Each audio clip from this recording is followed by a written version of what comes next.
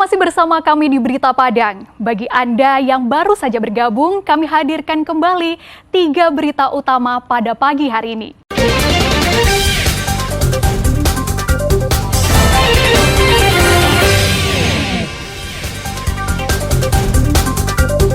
Aliansi Mahasiswa Peduli Demokrasi Sumatera Barat gelar aksi demo tolak politik dinasti. Pemuda di Darmasraya gelar festival layang-layang meriahkan Hari Sumpah Pemuda.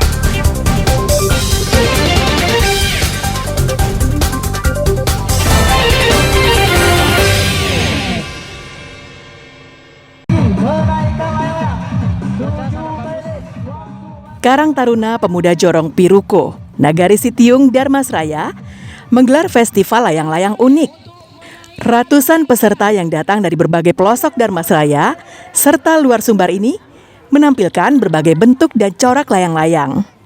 Ada yang berbentuk ular kobra, ada juga yang berbentuk kapal laut, serta bentuk binatang lainnya. Tak ketinggalan layang-layang darek khas Sumatera Barat, serta layang-layang dangwang yang mengeluarkan suara melengking. Festival layang-layang ini dibagi 3 kategori yang dilombakan.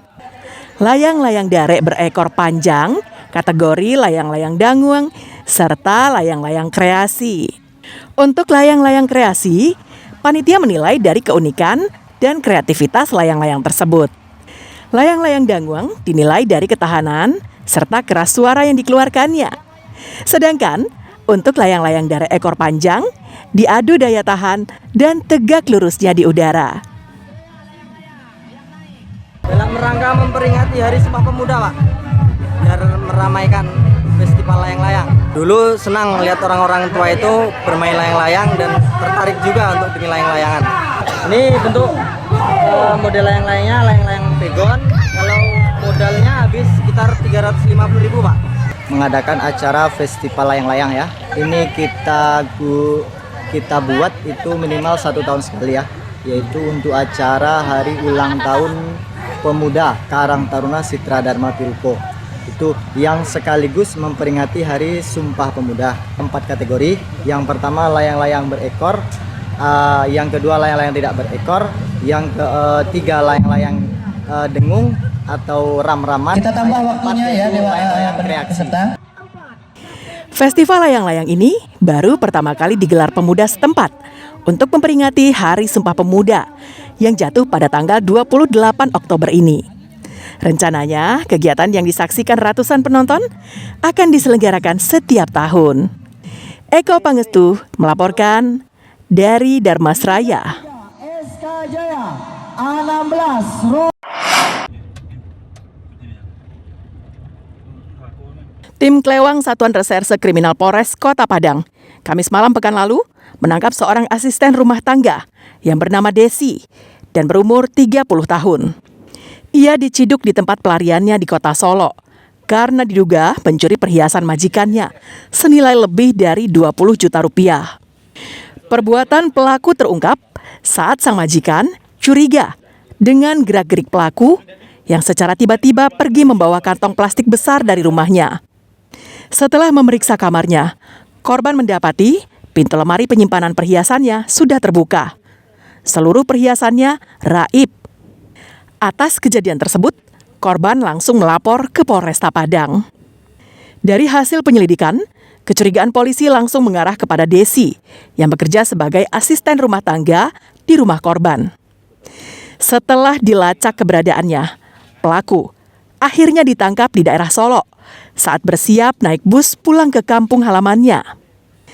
Setelah diperiksa, polisi mendapatkan barang bukti perhiasan sebanyak 10 buah cincin dan 13 buah gelang.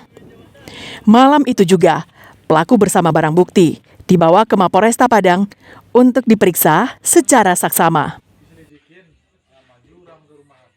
Setelah kita mendapat informasi, kebetulan yang diduga tersangka ini kebetulan sebagai ART di rumah tersebut.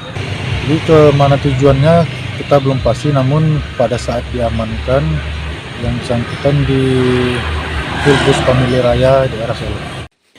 Penangkapan perempuan berusia 30 tahun tersebut juga dibantu petugas kepolisian dari Polres Kota Solo.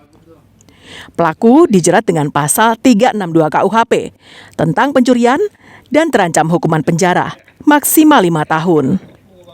Alfi melaporkan dari Padang.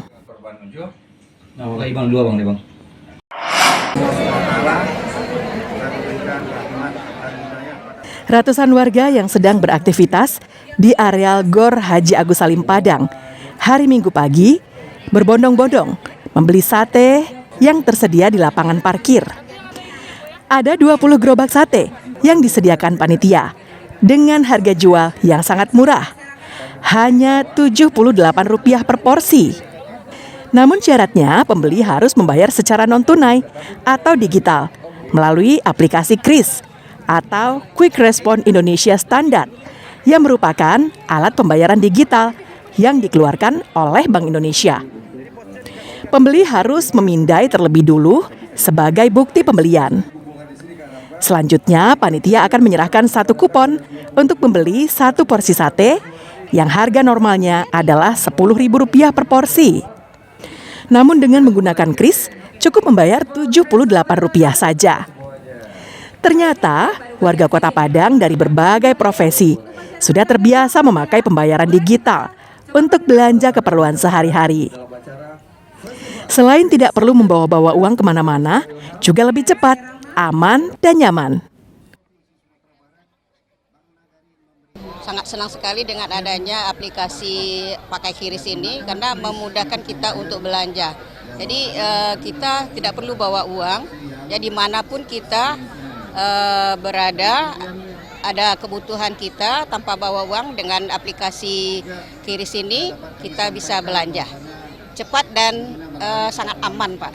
Mudah dan cepat, lebih itu sih Pak, nyaman, jadi nggak perlu kayak misalnya nggak bawa dompet, tinggal karena bawa HP kan, jadi pembayarannya cepat dan mudah lah, sangat-sangat cepat.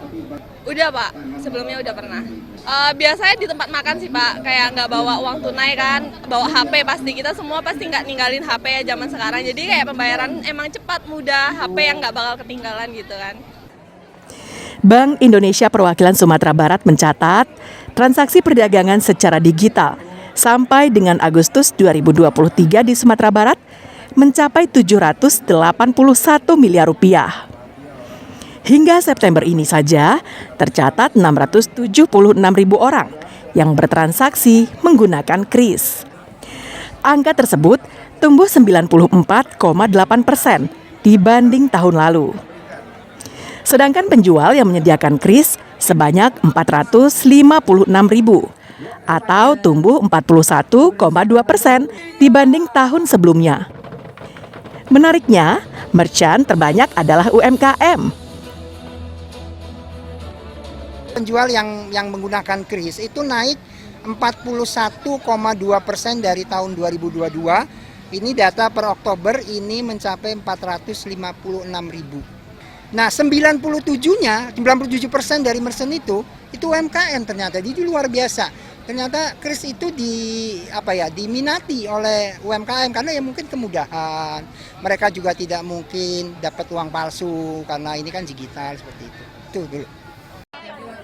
Bank Indonesia Perwakilan Sumatera Barat akan terus menyosialisasikan pembayaran digital kepada masyarakat karena lebih efisien dan aman dalam bertransaksi. Lauda Johardianse melaporkan dari Padang. Saudara, informasi tadi sekaligus menutup berita Padang pagi ini. Saya Frin Meriana dan tim redaksi yang bertugas mengucapkan terima kasih. Sampai jumpa.